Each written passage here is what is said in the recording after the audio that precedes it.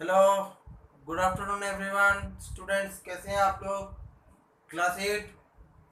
कल हम लोगों ने जो टॉपिक पर डिस्कशन किया था वो डिस्कस किया था chemical properties of metals and non metals. उसमें हम लोगों ने क्या पढ़ा था?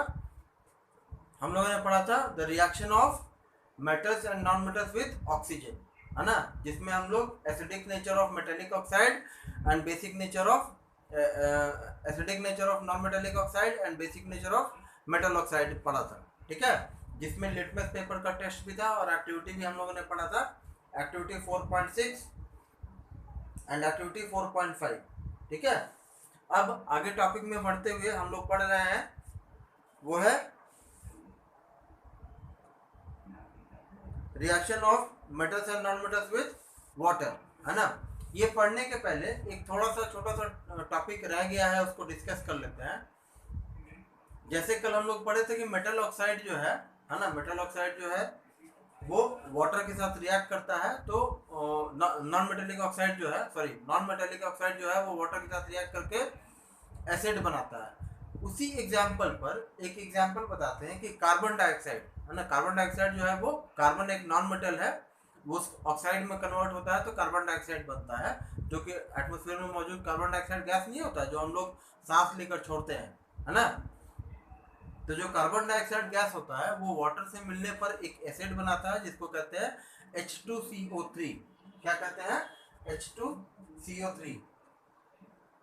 H2CO3 and this is called carbonic carbonic acid. ठीक है, ये एक ऐसा एसिड होता है, ये एक ऐसा एसिड होता है जो हम लोग कोल्ड ड्रिंक वगैरह मार्केट में खरीदते हैं ना, कार्बोनिक ठंडा पीते हैं, जो कोका कोला थम्स अप वगैरह सब पीते हैं ना, उसमें ये एसिड होता है। ठीक है, ये एसिड कैसे बनता है? जब कोल्ड ड्रिंक का पैक किया जाता है ना, कोल्ड ड्रिंक को जब पैक किया जाता है तो उस पैक करने के दौरान उसके अंदर कंप्रेस करके दबाव के कारण उसके अंदर कार्बन डाइऑक्साइड गैस इंसर्ट किया जाता है ना। तो उस इंसर्ट करने के दौरान क्या होता है कि कोल्ड ड्रिंक में पानी भी होता है, वाटर भी होता है। तो ये जो कार्बन डाइऑक्साइड गैस है ये वाटर के साथ मिलकर क्या बनाता है? एक एसिड बनाता है जिसका फॉर्मूला होता है H2CO3।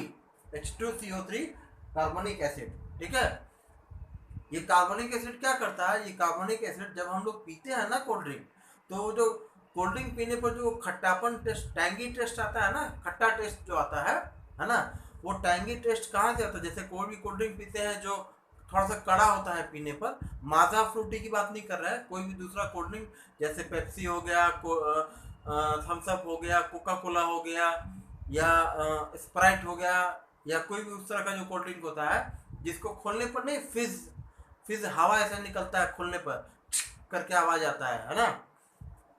तो वो सब में क्या होता है? वो सब में पैकिंग के दौरान कोल्ड ड्रिंक में कार्बन डाइऑक्साइड गैस कंप्रेस करके दबाव से प्रेशराइज करके अंदर डाला जाता है, और वो डालने से क्या होता है कि जो कोल्ड ड्रिंक में मौजूद वाटर होता है वो वाटर उस कार्बन डाइऑक्साइड के साथ रिएक्ट करके एक एसिड बनाता है जिसको कहते हैं कार्बोनिक एसिड, है ना।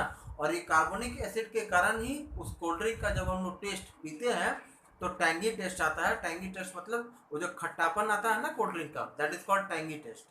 ठीक है, इसीलिए ये सलाह दिया जाता है कि कोल्ड ड्रिंक जो है, कोई भी कोल्ड ड्रिंक बहुत ज़्यादा मात्रा में नहीं पीना चाहिए, या रेगुलर हैबिट में नहीं पीना चाहिए। कभी कदार पी लिए तो ठीक है, लेकिन रोज़ नहीं पीना चाहिए। ठीक है, अब इसमें एक काम का बात क्या है कि कोई भी जो कोल्ड ड्रिंक हम लोग पीते हैं तो कोल्ड ड्रिंक का जब बॉटल खोलते हैं ना, खोलते हैं तो उसके अंदर से बबल्स निकलता है। जो बबल निकलता है ना, वो बबल क्या होता है? वो बबल ही जो होता है ना, वो कार्बन डाइऑक्साइड गैस होता है ना। देखिए क्या लिखा है, when a bottle of aerated drink is opened the carbon dioxide gas is released in the form of fizz। जैसे ही बॉटल खोलते हैं तो जो करके आवाज आता है ना, उस आवाज को ही फिज कहते हैं, उस आवाज को ही फिज कहते हैं। वो क्या होता है? वो बेसिकली जो अंदर कंप्रेस करके कार्बन डाइऑक्साइड गैस डाला गया ना, वही कार्बन डाइऑक्साइड निकल जाता है ना। तो वो निकलने पर मान लीजिएगा किसी कोल्ड ड्रिंक को ऐसे पूरा शेक करके और तब खोलेंगे ना, तो उसके अंदर का मौजूद सारा कार्बन डाइऑक्साइड गैस निकल जाएगा, और निकल जाने के बजाय उसको टेस्ट कीजिएगा, पिएगा ना, पीजिएगा, तो उसमें जो टेस्ट होता है वो टैंगी टेस्ट जो होता है वो हट जाता है, वो केवल उसमें फ्लेवर्ड का टेस्ट आता है। जैसे अगर कोला है तो कोला का टेस्ट आएगा, अगर लेमन है तो लेमन का टेस्ट आ रहा है, मैंगो होगा तो मैंगो का टेस्ट आएगा, लेकिन टैंगी टेस्ट उसका जो होता है वो खत्म हो जाता है, क्योंकि कार्बन डाइऑक्साइड गैस जो है उसमें से निकल जाता है। ठीक है, अब अपने अगले टॉपिक पर आते हैं, वो है reaction of metals and non metals with water. तो इसमें हम लोग पढ़ेंगे नॉन मेटल्स जो होता है ना, non metals do not react with water. जो हम लोग मेटल्स और नॉन मेटल्स का रिएक्शन पढ़ रहे हैं विथ वाटर, उसमें एक चीज क्या है कि नॉन मेटल्स जितने भी है ना, नॉन मेटल्स जैसे नाइट्रोजन है, कार्बन है, ऑक्सीजन है, सल्फर है, फास्फोरस है, ये सब नॉन मेटल्स है। ये सब नॉन मेटल जो है ये वाटर के साथ रिएक्ट नहीं करता है। तो हम लोग क्या यहाँ पर पढ़ेंगे, हम लोग यहाँ पर केवल मेटल्स का रिएक्शन विथ वाटर पढ़ेंगे। जो नॉन मेटल्स है वो वाटर के साथ रिएक्ट नहीं करता है। ठीक है, तो मेटल्स के रिएक्शन में क्या लिखा है, metals when react with water they are converted into metal hydroxide plus hydrogen gas, है ना। तो कोई भी जो मेटल होता है वो मेटल एक ही थोड़ा ना, मेटल बहुत सारा है, तो अलग अलग मेटल्स का रिएक्शन ऑफ वाटर जो है, वाटर के साथ रिएक्शन का बिहेवियर अलग अलग होता है। कुछ मेटल ऐसे हैं जो वाटर के साथ रिएक्ट करने पर अपने हाइड्रोक्साइड में कन्वर्ट हो जाता है ना। जैसे सोडियम, आपके बुक में भी एग्जाम्पल लिखा हुआ है ना।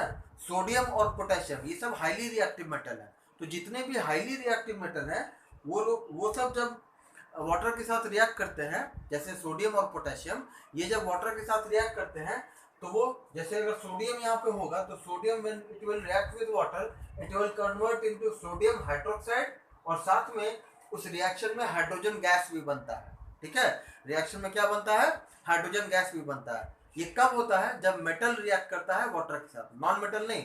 नॉन मेटल तो वाटर के साथ रिएक्ट ही नहीं करता है। ठीक है, मेटल्स जो है उसमें हाईली रिएक्टिव मेटल जब वाटर के साथ रिएक्ट करता है तो metal hydroxide plus hydrogen gas बनता है। ठीक है, तो अगर यहाँ पर हम सोडियम लिखेंगे ना, तो when sodium will react with water it will form sodium hydroxide NaOH plus hydrogen gas H2। ठीक है, तो इसमें क्या हम लोग पढ़े, इसको बैलेंस करेंगे तो यहाँ पर 2Na लिखिएगा और दूसरे साइड में 2NaOH, 2 सोडियम हाइड्रोक्साइड, है ना। two atoms of sodium will react with one atom of water या one molecule of water to form 2 atoms of sodium hydroxide plus 1 molecule of hydrogen gas। ठीक है, ये क्या होगा, ये गैस होगा। हाइड्रोजन जो बनेगा वो क्या होगा, गैस होगा। ठीक है, तो जब भी किसी मेटल का रिएक्शन होता है ना वाटर के साथ तो हाइड्रोजन गैस तो बनता ही है ना। एक कंक्लूजन क्या निकलेगा, ये दोनों रिएक्शन को देखेंगे तो दिखेगा कि दोनों ही रिएक्शन में हाइड्रोजन गैस बनता है, दोनों रिएक्शन में हाइड्रोजन गैस बनता है। बस अंतर क्या है कि जो हाईली रिएक्टिव मेटल है जैसे सोडियम और पोटेशियम, वो जब वाटर के साथ रिएक्ट करता है तो वो अपने हाइड्रोक्साइड में कन्वर्ट हो जाता है, और सोडियम और पोटेशियम से कम रिएक्टिव मेटल जैसे कि मैग्नीशियम है, कैल्शियम है ना, मैग्नीशियम है ना, magnesium when it will react with water it will convert into magnesium oxide, है ना। वो अपने हाइड्रोक्साइड में नहीं कन्वर्ट होगा, वो किस में कन्वर्ट होगा, वो हाइड्रोक्साइड में कन्वर्ट होगा। तो मैग्नीशियम ऐसा मेटल हो चाहे कैल्शियम हो, ये सब जो है ना, ये सब जब वाटर के साथ रिएक्ट करता है तो ये वाटर के साथ रिएक्ट करने पर अपने ऑक्साइड में कन्वर्ट हो जाता है और साथ में हाइड्रोजन गैस बनाता है। तो अगर इसके लिए लिखेंगे मेटल के लिए, मान लीजिए मैग्नीशियम के लिए लिखते हैं, तो मैग्नीशियम जो है as compare to sodium and potassium, इसके जगह पर पोटेशियम भी लिख सकते हैं। ठीक है, क्योंकि सोडियम और पोटेशियम दोनों हाईली रिएक्टिव मेटल है ना, और यहाँ पर मैग्नीशियम के जगह पर कैल्शियम भी लिख सकते हैं। ठीक है, तो मैग्नीशियम और कैल्शियम ऐसा मेटल जो है ये जब वाटर के साथ रिएक्ट करेगा, ये जब वाटर के साथ रिएक्ट करेगा तो बनाएगा magnesium oxide plus hydrogen gas बनाएगा। बाकी इसको बैलेंस करने का काम है, बैलेंस करने का काम कर सकते हैं हम लोग। रिएक्शन में क्या लिखा है, बैलेंस है, ये ऑलरेडी बैलेंस्ड रिएक्शन है। ठीक है, तो 1 atom of magnesium will react with 1 atom of और 1 molecule of water to form atom of magnesium oxide plus hydrogen, है ना। तो हमारे पास क्या कंक्लूजन निकला कि हाईली रिएक्टिव मेटल जो है वो वाटर के साथ रिएक्ट करता है तो मेटल हाइड्रोक्साइड बनता है और साथ में हाइड्रोजन गैस बनता है। लेकिन अगर हाईली रिएक्टिव मेटल के मुकाबले उनसे कम रिएक्टिव मेटल जैसे मैग्नीशियम है, कैल्शियम है, चाहे जिंक है, ये सब जो है, ये सब जब वाटर के साथ रिएक्ट करता है तो ये सब क्या बनाता है, ये सब अपना ऑक्साइड बनाता है। जैसे मैग्नीशियम रिएक्ट करेगा तो मैग्नीशियम ऑक्साइड बनाएगा, साथ में हाइड्रोजन गैस बनाएगा। तो दोनों रिएक्शन को कंपेयर करेंगे तो एक चीज कॉमन है कि कोई भी मेटल जब वाटर के साथ रिएक्ट करता है तो हाइड्रोजन गैस तो बनता ही बनता है ना। अंतर बस ये है कि हाईली रिएक्टिव मेटल जब रिएक्ट करता है तो हाइड्रोक्साइड बनाता है, मेटल हाइड्रोक्साइड बनाता है, और लेस रिएक्टिव मेटल जब रिएक्ट करता है वाटर के साथ तो मेटल ऑक्साइड बनाता है ना। देखिए यहाँ पे मेटल ऑक्साइड है, यहाँ पे मेटल हाइड्रोक्साइड है। तो मेटल हाइड्रोक्साइड किसके लिए है, हाईली रिएक्टिव मेटल्स के लिए है ना। किसके लिए है, हाईली रिएक्टिव मेटल्स है ना। ये क्या बनाएगा, ये मेटल हाइड्रोक्साइड बनाएगा, बात समझ में आया। और मेटल ऑक्साइड कौन बनाएगा, मेटल ऑक्साइड बनाएगा ये क्या है, ये मॉडरेटली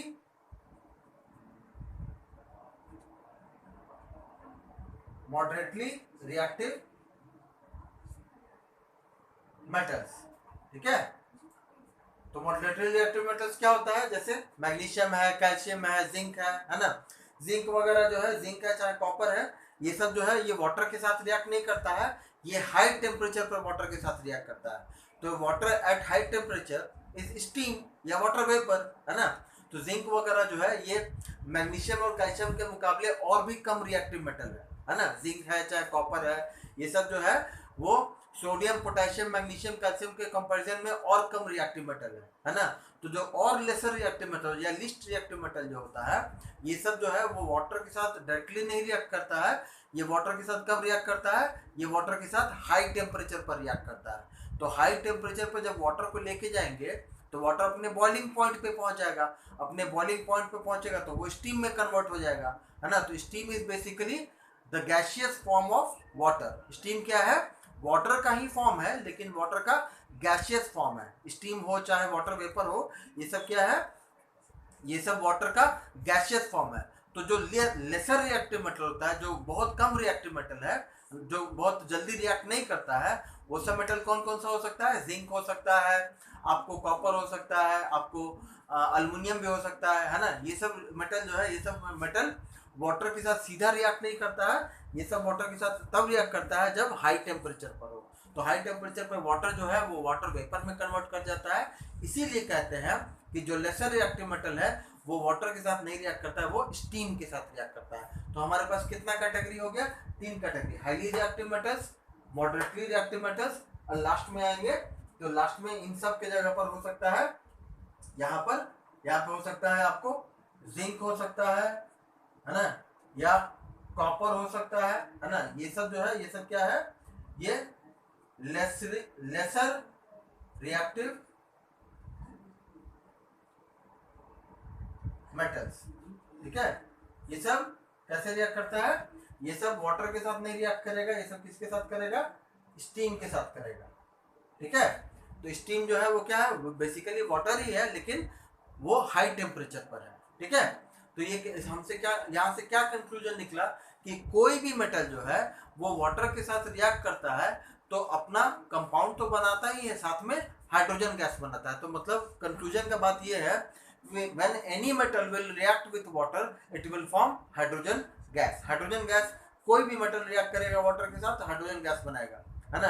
अब अंतर यही हो जाता है कि हाईली रिएक्टिव मेटल जब वाटर के साथ रिएक्ट करता है तो मेटल हाइड्रोक्साइड बनाता है, मॉडरेटली रिएक्टिव मेटल जब वाटर के साथ रिएक्ट करता है तो मेटल ऑक्साइड बनाता है, और जो लेसर रिएक्टिव मेटल होता है वो भी मेटल ऑक्साइड ही बनाता है, लेकिन वो वाटर के साथ नहीं रिएक्ट करता है, वो हाई टेम्परेचर पर स्टीम वगैरह के साथ रिएक्ट करता है, स्टीम या वाटर वेपर के साथ रिएक्ट करता है। बात समझ में आया। तो ये हो गया हमारा reaction of metals with water, है ना। और नॉन मेटल के बारे में क्या बोले, नॉन मेटल जो है वो वाटर के साथ रिएक्ट ही नहीं करता है। नॉन मेटल जो है वो वाटर के साथ नहीं रिएक्ट करता है। अब आते हैं अपने नेक्स्ट टॉपिक पर, रिएक्शन विथ एसिड्स, है ना। इससे संबंधित एक एक्टिविटी भी दिया हुआ है, एक एक्टिविटी भी दिया है, एक्टिविटी 4.6, है ना। इसमें वही बात कह रहा है जो अभी हम जस्ट कहे हैं कि हाईली रिएक्टिव मेटल या लेसर रिएक्टिव मेटल या मॉडरेटली रिएक्टिव मेटल्स जो है वो वाटर के साथ कैसे रिएक्ट करता है ना।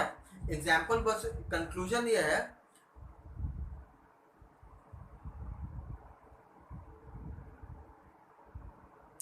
कंक्लूजन जो है वो बस ये है कि जो मेटल रिएक्ट कर रहा है वो वाटर के साथ रिएक्ट करने पर क्या बनाया है, एक्टिविटी हम 4.6 की बात कर रहे हैं, वो क्या है, वो ये this is basic by nature. ये कैसा नेचर का है, ये बेसिक नेचर का है। तो बेसिक नेचर होने पर क्या होगा, बेसिक नेचर पर क्या होगा, रेड लिटमस पेपर जो है वो ब्लू लिटमस पेपर में कन्वर्ट हो जाएगा। मतलब जो टेस्ट ट्यूब में हम वाटर के अंदर सोडियम पार्टिकल्स डाले हैं, तो वाटर जो है वो सोडियम के साथ रिएक्ट करके सोडियम हाइड्रोक्साइड बनाया।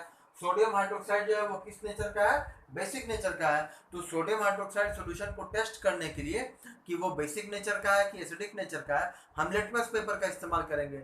लिटमस पेपर जो है वो क्या होता है, लिटमस पेपर दो तरीके का होता है, रेड लिटमस पेपर होता है और ब्लू लिटमस पेपर होता है। तो जैसे ही हम रेड लिटमस पेपर को इस सोडियम हाइड्रोक्साइड सॉल्यूशन में डिप करेंगे, उस रेड लिटमस पेपर का कलर चेंज होकर के रेड से ब्लू हो जाएगा, जो ये शो कर रहा है कि ये जो सोडियम हाइड्रोक्साइड सॉल्यूशन है ये बेसिक नेचर का है। क्या नेचर का है, बेसिक नेचर का है। क्यों, basic nature of any solution जो है वो वही रेड लिटमस पेपर को ब्लू में कन्वर्ट कर सकता है। अगर इस सॉल्यूशन में हम ब्लू लिटमस पेपर डालेंगे भी तो उसमें किसी तरह का कोई कलर चेंज नहीं होगा, है ना। क्या होगा, किसी तरह का कोई भी कलर चेंज नहीं होगा, है ना। वो ये बताता है कि ये जो सॉल्यूशन है सोडियम हाइड्रोक्साइड ये एसिडिक नहीं है, ये बेसिक है, और ये बेसिक होने के कारण ये रेड लिटमस पेपर को ब्लू में कन्वर्ट करेगा। तो इस सोडियम उस टेस्ट ट्यूब में जब हम रेड लिटमस पेपर डालेंगे, तो रेड लिटमस पेपर डालते ही क्योंकि sodium hydroxide solution basic nature का है, तो वो क्या करेगा, वो रेड लिटमस पेपर को कलर चेंज करके कन्वर्ट कर देगा इनटू ब्लू कलर, जो ये साबित करता है कि ये सोडियम हाइड्रोक्साइड सॉल्यूशन जो है वो किस नेचर का है, वो बेसिक नेचर का है। तो क्या कंक्लूजन निकला कि कोई भी हाईली रिएक्टिव मेटल जब वाटर के साथ रिएक्ट करता है तो जो सॉल्यूशन ऑफ मेटल हाइड्रोक्साइड बनता है, जो मेटल हाइड्रोक्साइड बनता है वो क्या होता है, वो किस नेचर का होता है, वो बेसिक नेचर का होता है। बात समझ में आ गया। इसका टेस्ट क्या है, इसका टेस्ट है कि इस सोडियम हाइड्रोक्साइड सॉल्यूशन में या हाईली रिएक्टिव मेटल के हाइड्रोक्साइड सॉल्यूशन में जब रेड लिटमस पेपर डालेंगे तो उसका कलर चेंज होकर के रेड से किस कलर का हो जाएगा, ब्लू कलर का हो जाएगा, जो ये साबित करता है कि ये सॉल्यूशन कैसा सॉल्यूशन है, ये एक बेसिक सॉल्यूशन है। बात समझ में आया, ठीक है। अब आते हैं अपने नेक्स्ट टॉपिक पर, रिएक्शन विद एसिड, है ना। कोई भी मेटल हो चाहे नॉन मेटल हो, वो एसिड के साथ रिएक्ट करता है तो क्या होता है ना। तो याद रखिएगा कि जब भी कोई मेटल, यहाँ पे देखिए क्या लिखा है, कोई भी मेटल जब एसिड के साथ रिएक्ट करता है तो क्या बनाता है, सॉल्ट प्लस हाइड्रोजन, है ना। तो बोलेंगे सर ये सॉल्ट क्या है, क्या ये वही सॉल्ट है जो हम लोग खाते हैं, बोलेंगे नहीं, जो हम लोग खाते हैं वो भी एक सॉल्ट ही है ना, लेकिन केवल वही एक सॉल्ट होता है, कोई जरूरी नहीं है। हम लोग जो सॉल्ट खाते हैं वो होता है सोडियम क्लोराइड, है ना। जो हम लोग घर में सॉल्ट खाते हैं वो होता है कॉमन सॉल्ट, है ना, और क्या होता है वो सोडियम क्लोराइड, है ना। ये सॉल्ट तब बनता है जब सोडियम मेटल रिएक्ट करता है हाइड्रोक्लोरिक एसिड के साथ, है ना। किसके साथ रिएक्ट करता है, सोडियम मेटल रिएक्ट करता है हाइड्रोक्लोरिक एसिड के साथ। देखिए आपके बुक में एग्जांपल भी लिखा हुआ होगा, reaction of metals with acid में देखिए 2Na + 2HCl, पेज नंबर 52 पर नीचे में जो रिएक्शन लिखा हुआ है उसमें सोडियम, पोटेशियम और कैल्शियम का रिएक्शन दिया हुआ है हाइड्रोक्लोरिक एसिड और सल्फ्यूरिक एसिड के साथ, है ना। तो hydrochloric acid stand for HCl and sulphuric acid is called H2SO4, ठीक है। तो जो काम हो गया है हम उसको इरेज कर देते हैं, ये जो है इसको हम इरेज कर देते हैं ताकि और डिस्क्रिप्टिव वे में आपको समझा पाए, ठीक है।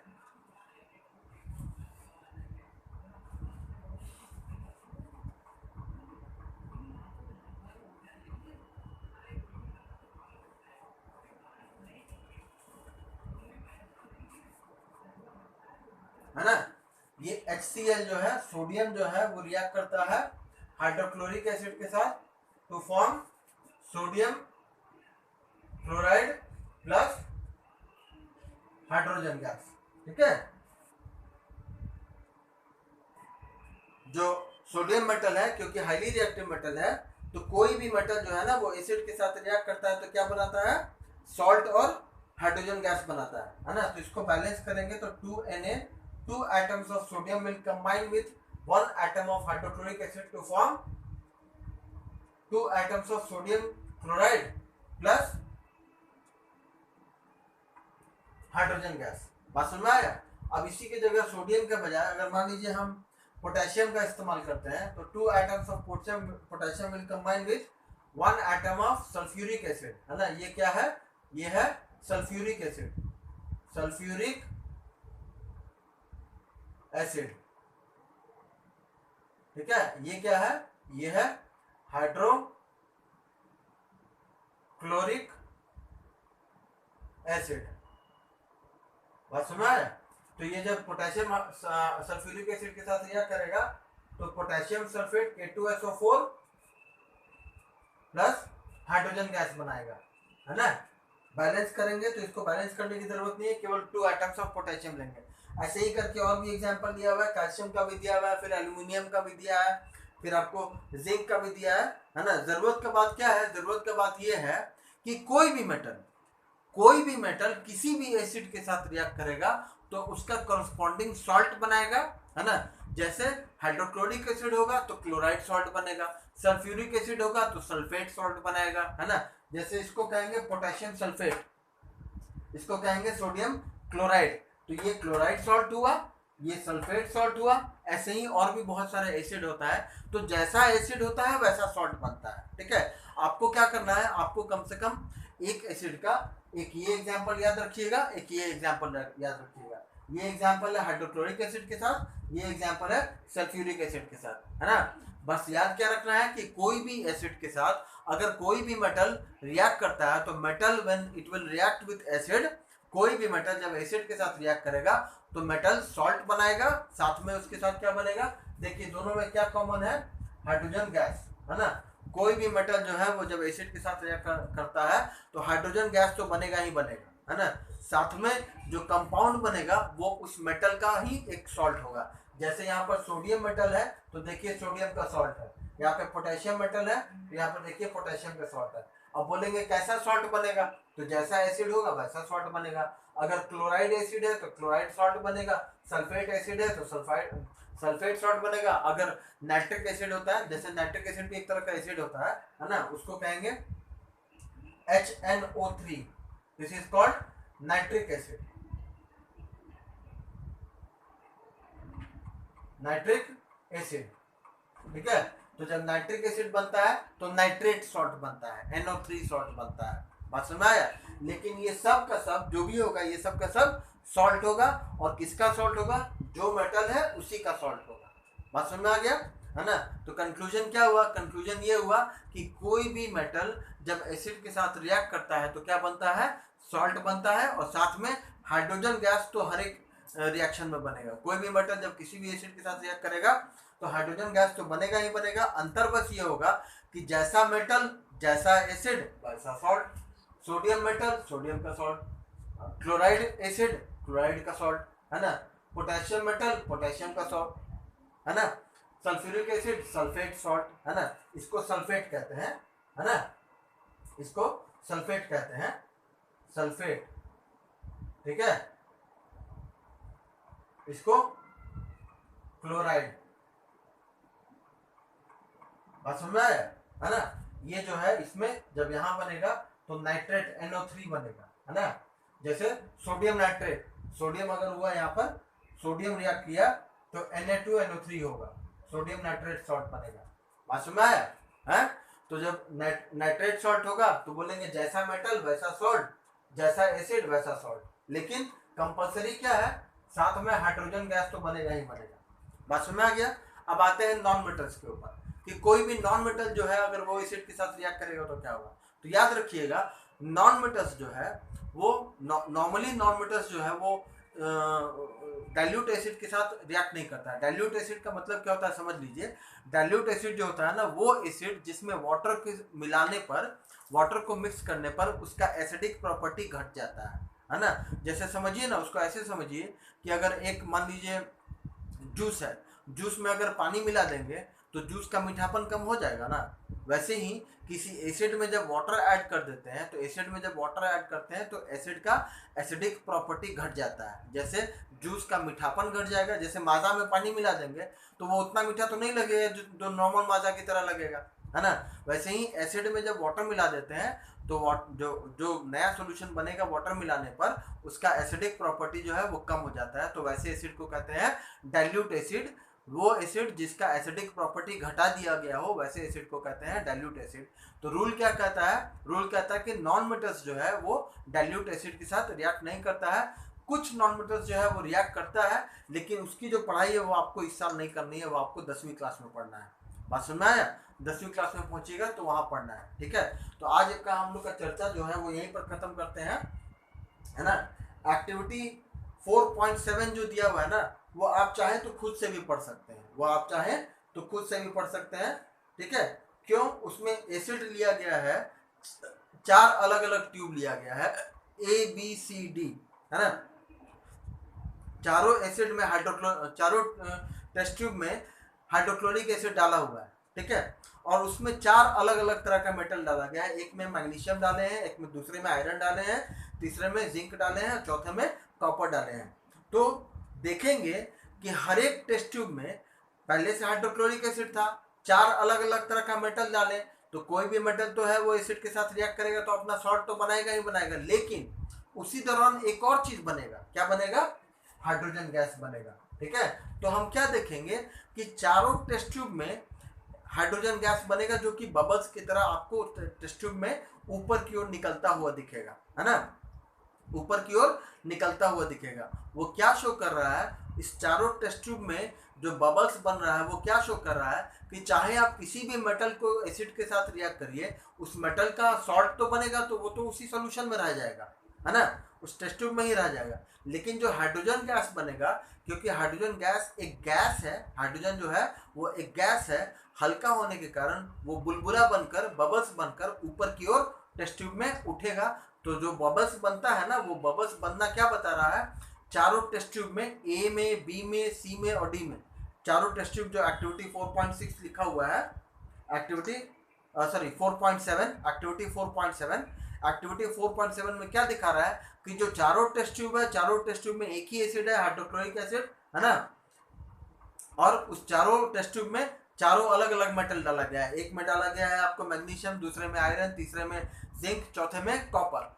चारों है तो मेटल ही, तो कोई भी मेटल अगर एसिड के साथ रिएक्ट करेगा तो अपना सॉल्ट तो बनाएगा ही, तो सॉल्ट तो उस टेस्ट ट्यूब में ही सॉल्यूशन के फॉर्म में रह जाएगा, है ना। लेकिन चारों टेस्ट ट्यूब में एक चीज कॉमन दिखेगा, वो क्या दिखेगा कि चारों टेस्ट ट्यूब में जो मेटल हम ऊपर से ऐड किए हैं हाइड्रोक्लोरिक एसिड में, वो एसिड के साथ रिएक्ट करके अपना सॉल्ट तो बनाया ही, साथ ही में उसी दौरान रिएक्शन में वो हाइड्रोजन गैस भी बना रहा है। तो चारों टेस्ट ट्यूब में एक ही तरह का चीज दिखेगा, बबल्स बनता हुआ दिखेगा। तो जो बबल्स बनता हुआ दिखेगा वो बेसिकली क्या है? वो एक्चुअली में रिएक्शन के दौरान बनने वाला हाइड्रोजन गैस है ना। इस अगर टेस्ट करना है कि जो गैस बन रहा है वो हाइड्रोजन गैस है या नहीं है, तो टेस्ट ट्यूब के ऊपर एक लाइटर जलाएंगे या कोई भी कैंडल या कोई भी फ्लेम या मैच स्टिक जलाएंगे। तो टेस्ट ट्यूब, जैसे मान लीजिए अगर ये टेस्ट ट्यूब है ना, ये टेस्ट ट्यूब है, इसके अंदर हाइड्रोक्लोरिक एसिड डाल दिए और ऊपर से जिंक मेटल डाल दिए, तो जिंक मेटल टेस्ट ट्यूब में मौजूद हाइड्रोक्लोरिक एसिड के साथ रिएक्ट करके जिंक क्लोराइड बनाएगा, सॉल्ट बनाएगा। और जिंक क्लोराइड के साथ साथ उसी वक्त रिएक्शन में हाइड्रोजन गैस भी बनेगा। हाइड्रोजन गैस इसमें बनेगा, लेकिन धीरे धीरे बबल्स बनकर वो ऊपर की ओर उठेगा, ऊपर की ओर टेस्ट ट्यूब के ओपनिंग की ओर, ऊपर मुंह की ओर आएगा, है ना। तो चेक करने के लिए कि ये जो गैस बन रहा है ये हाइड्रोजन गैस ही है, इस टेस्ट ट्यूब के मुंह पे जब लाइटर जलाएंगे ना, लाइटर जलाएंगे तो लाइटर का जो फ्लेम है ना, वो बार बार पट पट पट पट पटाखे की तरह छोटा छोटा वहां पे एक्सप्लोजन होगा, छोटा छोटा, जैसे पॉपकॉर्न नहीं फूटता है, जैसे पॉपकॉर्न फूटता है वैसे ही पॉपिंग साउंड आएगा। कैसा साउंड आएगा? पॉपिंग साउंड आएगा। पॉपिंग साउंड का मतलब होता है वो जो मकई का जो पॉपकॉर्न फूटता है ना, उस दौरान जो आवाज आता है उसी को पॉपिंग साउंड कहते हैं। तो जो हाइड्रोजन गैस है ना, उस फ्लेम के संपर्क में जैसे ही आएगा तो हाइड्रोजन गैस जो है उस फ्लेम को पॉपिंग साउंड देगा, पट पट पट पट करके आवाज आएगा, है ना, छोटा छोटा पट पट करके आवाज आएगा। ये आवाज क्या बता रहा है? ये आवाज बता रहा है कि इस टेस्ट ट्यूब में रिएक्शन के दौरान बनने वाला जो गैस है वो कौन सा गैस है? वो हाइड्रोजन गैस है। क्यों? याद रखिएगा, hydrogen gas always Burns with a popping sound. Hydrogen gas जो है वो जब भी जलता है तो जलने के दौरान पट पट का आवाज आता है, वो लावा फूटने ऐसा आवाज आएगा, है ना। उस साउंड को कहते हैं पॉपिंग साउंड। वो एक टिपिकल आइडेंटिफिकेशन है कंबशन ऑफ हाइड्रोजन गैस का। जब भी हाइड्रोजन गैस बर्न होता है, जलता है, तो अपने जलने के दौरान वो पॉपिंग साउंड जनरेट करता है। तो इस टेस्ट ट्यूब में अगर हम पहले से हाइड्रोक्लोरिक एसिड लिए हुए हैं और जिंक मेटल डालेंगे तो जिंक जो है वो हाइड्रोक्लोरिक एसिड के साथ रिएक्ट करेगा और जिंक क्लोराइड बनाएगा, और साथ ही साथ उसी वक्त वो हाइड्रोजन गैस भी बनाएगा। हाइड्रोजन गैस एक गैस है, गैस हल्का होने के कारण टेस्ट ट्यूब में नीचे से ऊपर की ओर उठेगा, है ना, ऊपर की ओर बबल्स के फॉर्म में ऊपर की ओर आएगा।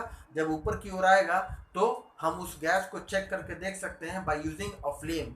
कोई भी फ्लेम, चाहे वो मैचस्टिक हो, कैंडल हो या लाइटर हो, है ना, उस फ्लेम को जैसे ही टेस्ट ट्यूब के मुंह पर लेके जाएंगे तो जो फ्लेम है वो उसमें पट पट का आवाज आएगा, है ना, पॉपिंग साउंड आएगा। कैसा साउंड आएगा?